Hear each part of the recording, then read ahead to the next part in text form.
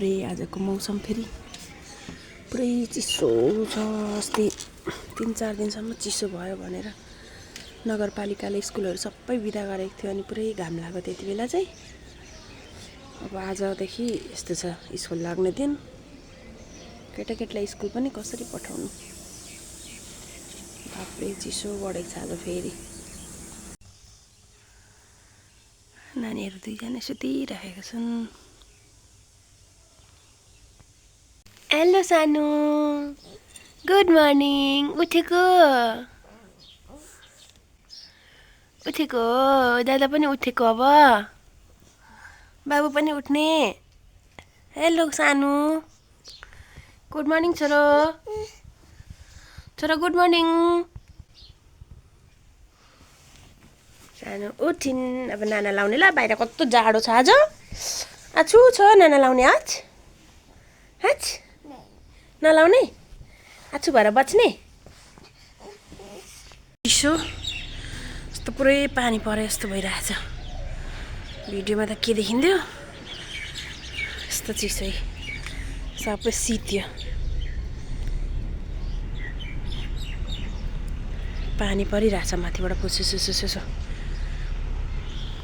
पहाडतिर हिउँ परे जस्तो शीतलहर चलिरहेछ यता पनि। हेलो साथीहरू, गुड मर्निङ, नमस्ते। मैले चाहिँ बिहान अलिकति आजको मौसमको क्लिप बनाएको थिएँ, हजुरहरूले देखिहाल्नुभयो होला। म चाहिँ चिसोले गरेर बिहान चाँडै केही गर्न सक्दिनँ।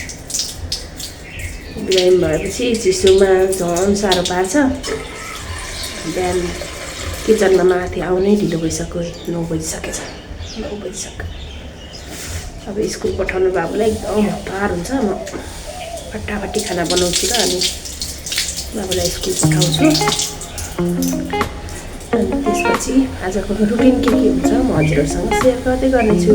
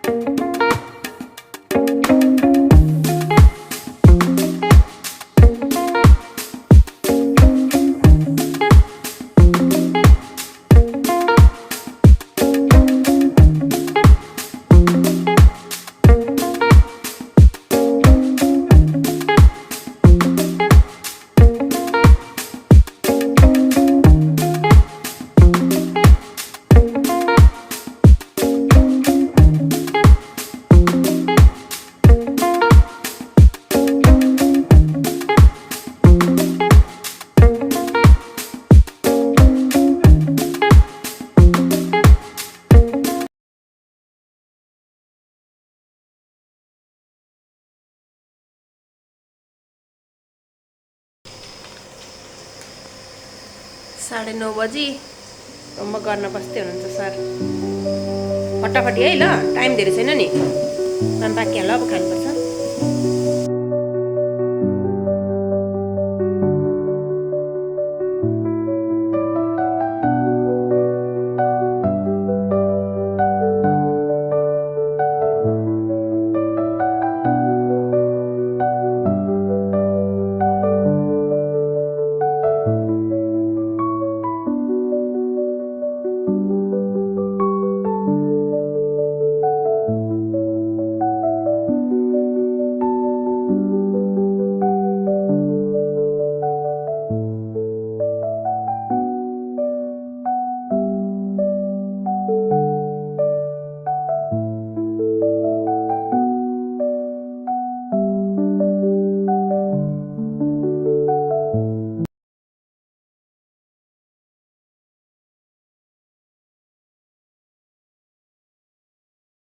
सानो स्पन्दन 5 मिनटमा खाइसक्छ। त्यतिमा एक थालमा 5 मिनटमा फिनिस्ड। साग दाल सबै थोक मुछेर गम कि गम एकैछिनमा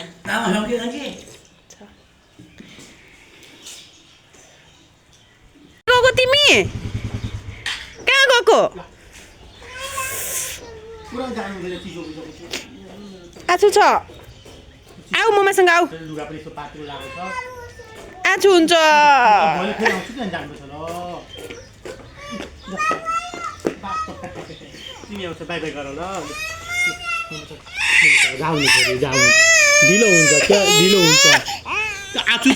यो चिसामा बाई बाई भनेर हिँड स्कुल पठाइदिन्छु म तिमीलाई पनि भोलिदेखि जान्छौ स्कुल बाई बाबासँगको भेट छोराछोरीको यतिखेर 5 मिनटलाई बाई बाई छोरो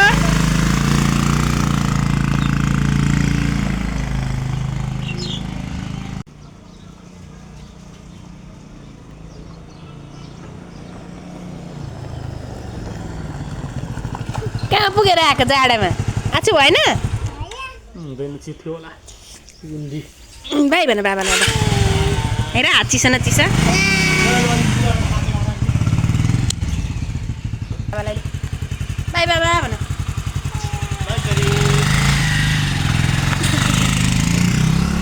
जानुभयो बाबा बाबा कहाँ जानुभएको तिमी कहाँ पुगेर आएको तिमी कहाँ पुगेर आएको कहाँ हो त्यो भनेको बाटामा बाबुलाई कहाँ पुऱ्याएर आयौ स्कुल बाई भन्यो भने बाबु कक्क गरेर आउनु भनेर पठायो हामी जुम्ला माथि अब तिमी आमासँग बस्नु म माम खाराउँछस् खान्छौ जुम्मा खान जुम्दैछु भाइ के लगाएर माम खाएको छोरीले निकाल्नु निकाल्नु टोपी किन फुकालेको टोपी लगाऊ भने म निकालिदिन्छु लु ए आफै निकालेको टोपी लगाऊ लु आफै लगाऊ टोपी टोपी चाहिँ आफै लगाऊ नानामा लाग्यो नि त छप्पै माम खाने कि भयो अब माम खाने कि नखाने भन त खाने माम खाने अझै खाने पोख्यो पानी सबै पोखायो पानी के खेलेको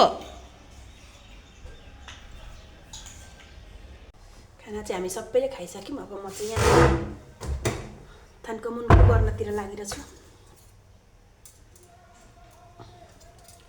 के चाहिँ यो फेरि खुस्किएछ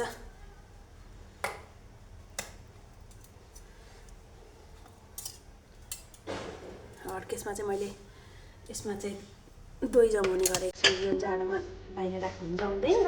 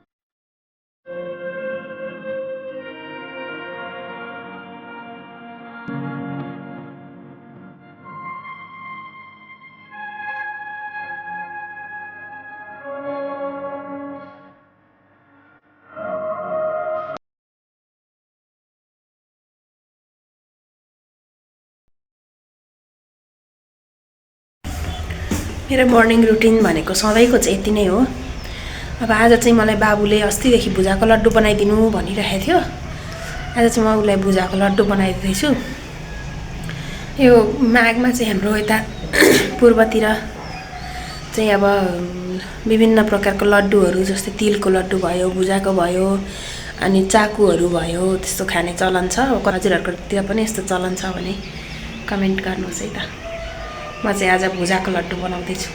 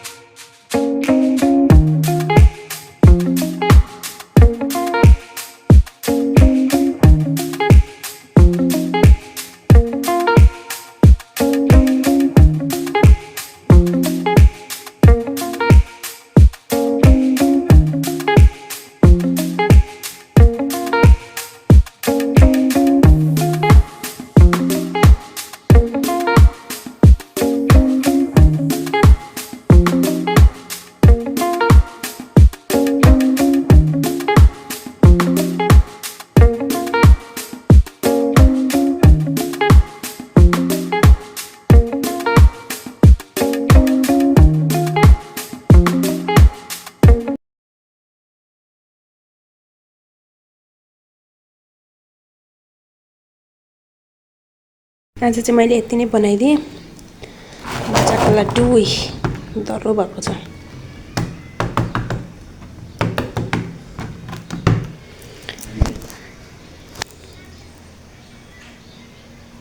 मैले चाहिँ लड्डु बनाइदिइसकेँ। अब यसलाई यो भाँडामा राखेर बन्द गरिदिन्छु हिर्को। अनि तल जान्छु, नानी झगडा गर्दैछिन्, निद्रा लाग्ने बेला भयो। पछि यहाँ ल्याएर राखिदिन्छु।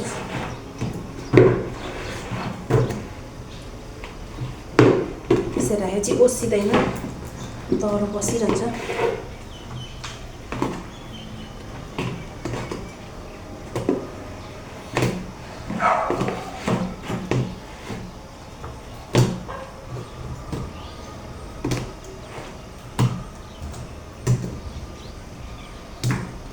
हटेन।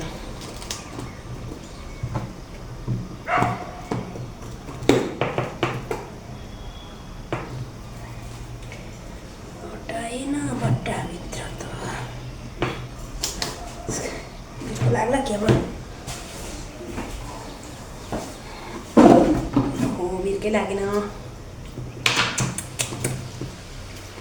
मिलाएर हाल्नु पर्यो। प्लास्टिकमा बाँधेर राखिदिनु।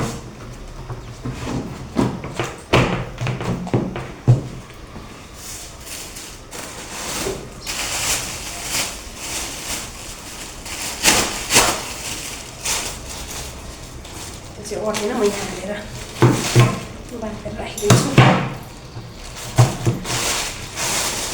राखिदिन्छु।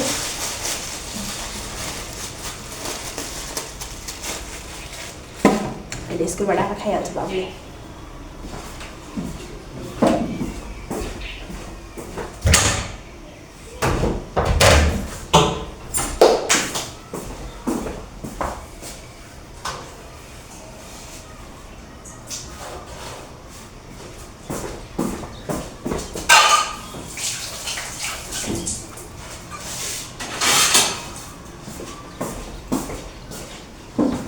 यो चाहिँ बुवा मम्मीको लागि, नानीको लागि।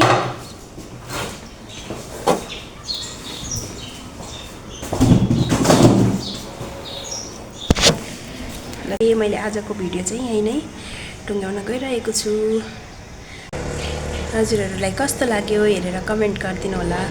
अनि मन पर्यो भने चाहिँ लाइक, सेयर र सब्सक्राइब गर्न नबिर्सिनु होला। हस् त, थ्याङ्क यू, बाई बाई, भोलि भेटौँला।